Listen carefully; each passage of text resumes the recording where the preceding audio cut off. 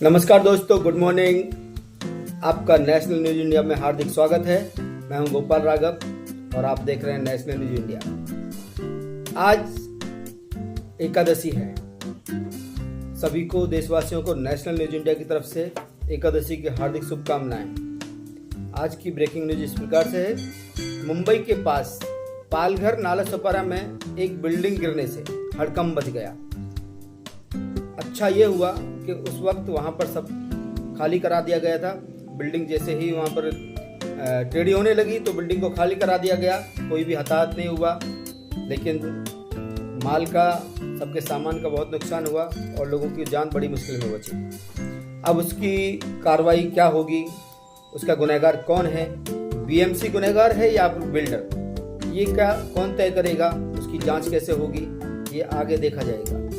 और बाकी जो वहाँ पर और बिल्डिंग है लोड बेरिंग, उनका फ्यूचर क्या होगा, आखिर अब उनका भविष्य क्या है।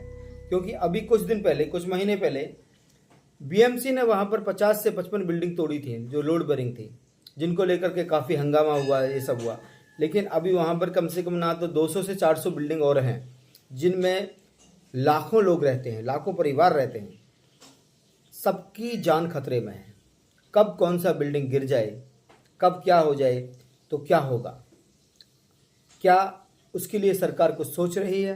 उन लोगों को कैसे सुरक्षित रखा जाए, उन बिल्डिंगों को कैसे ध्वस्त किया जाए और कैसे फिर लीगल बिल्डिंग बनाई जाए और उनको घर दिया जाए, ये विषय है। तो इसको तो देखेंगे फ्यूचर में क्या होगा। दूसरी खबर है, हमारे देश के सड़क परिवहन मंत्री नितिन गडकरी जी ने कल नागपुर के अंदर सीए यानी कि चार्टेड अकाउंटेंट का एक सभा को संबोधित किया, जिसमें उन्होंने कहा कि भारत सरकार ने पिछले साल में इतना अच्छा काम किया है कि सीए जो चार्टेड अकाउंट है उनको 3.5 लाख लोगों को रोजगार दिया है और आगे भी देने की कोशिश करते रहेंगे। ये जो कार्यक्रम था scale up India season 3 CA के नाम से था। दूसरा, भारत के प्रधानमंत्री इस वक्त ब्राज़ील के दौरे पर हैं। ब्राज़ील पहुंचते ही उन्होंने सबसे पहले राष्ट्रपिता महात्मा गांधी को श्रद्धांजलि दी। उसके बाद वहां पर प्रवासी भारतीयों से मुलाकात की, सबको संबोधित किया और बाकी के उनके जो तय कार्यक्रम हैं उसके लिए वो वहां से निकल पड़े हैं। आगे उनके बहुत सारे कार्यक्रम हैं, उनको करेंगे, उनको अटेंड करेंगे। दूसरी न्यूज़ इस वक्त महाराष्ट्र से है। महाराष्ट्र में कल 20 साल बाद महाराष्ट्र नवनिर्माण सेना के अध्यक्ष राज ठाकरे और शिवसेना प्रमुख उद्धव ठाकरे का परिवार एक साथ एक मंच पर दिखा, जिसको लेकर के अटकलें बहुत तेज थीं। वही हुआ, वहाँ पर लाखों की पब्लिक थी। उन्होंने उनका अभिनंदन किया, सबको धन्यवाद कहा। फिर अपने भाषण में राज ठाकरे ने और उद्धव ठाकरे ने वही भाषा का उपयोग किया जो हमेशा से होता आया है, हिंदी बनाम मराठी, यानी कि मराठी का अपमान नहीं सहेगा मराठी मानुष। उसी को लेकर के उनकी राजनीति है। लेकिन उनकी एक साथ आने से क्या महाराष्ट्र की राजनीति में बदलाव होगा, ये आने वाले भविष्य के गर्भगृह में छुपा हुआ है। क्या जनता उनको वोटिंग करेगी या नहीं करेगी, उनकी पार्टी का क्या आगे स्टैंड होगा और फिर सरकार का क्या स्टैंड होगा।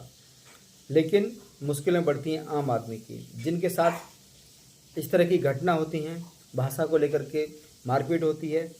ये विषय है, इसको लेकर के सर्वोच्च न्यायालय क्या करेगा, अदालत क्या ऑर्डर देंगी, ये भी सोचने का विषय है। तो दोस्तों, देखते रहिए नेशनल न्यूज इंडिया।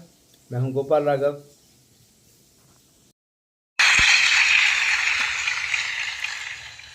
नागपुर ये देश का हृदय स्थान है और इसलिए Nagpur logistic point of view 0 mile Nagpur में है।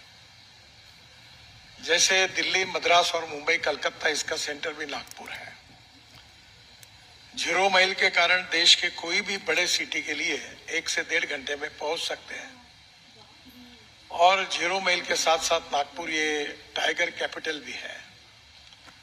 नागपुर से 3.5 घंटे डिस्टेंस पर करीब 350 से ज्यादा टाइगर्स हैं और इसलिए वर्ल्ड के सभी टूरिस्ट बड़े प्रमाण पर अब नागपुर में आ रहे हैं और विशेष रूप से कान्हा से लेकर ताडोबा तक, पेंच तक काफी बड़े प्रमाण पर वर्ल्ड से टूरिस्ट आने की शुरुआत हुई है।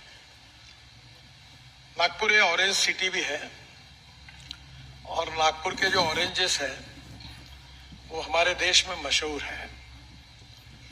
ऐसे नागपुर में आप सब लोग आए, इसका मुझे बहुत बहुत खुशी हुई और मैं आपके उज्जवल भविष्य के लिए आप सबको शुभकामनाएं देता हूं। चार्टर अकाउंटेंट वही बनते हैं जिनको अच्छे मार्क मिलते हैं क्योंकि ये टफ कोर्स है। कोई लोग मुझे मिलते हैं 5-5, 7-7 साल, क्या हो रहा है, मैं सीए बन रहा हूं, परीक्षा पास नहीं होते।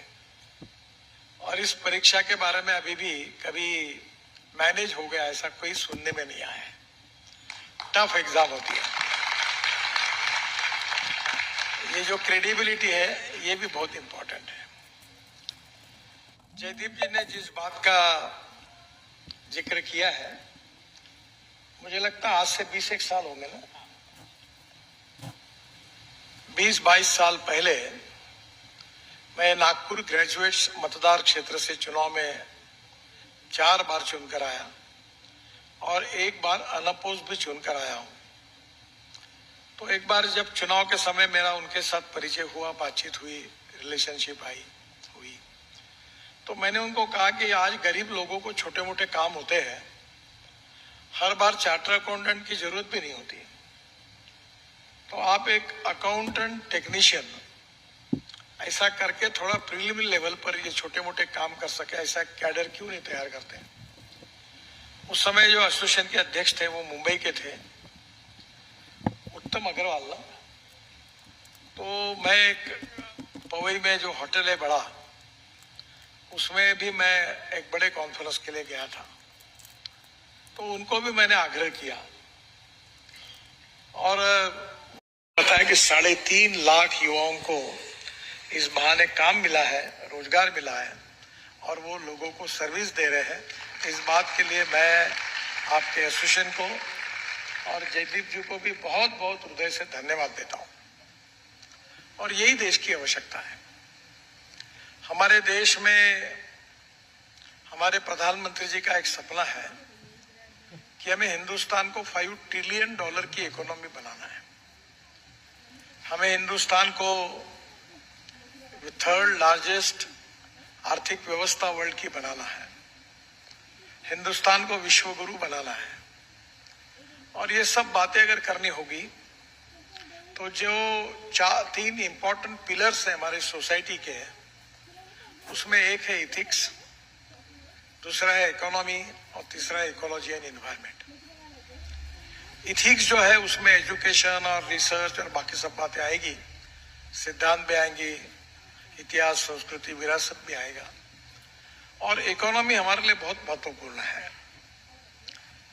इकोलॉजी एंड एनवायरनमेंट भी उतनी आवश्यक है। We need to protect ecology and environment, क्योंकि हमारे उज्जवल भविष्य के लिए वो बहुत आवश्यक है।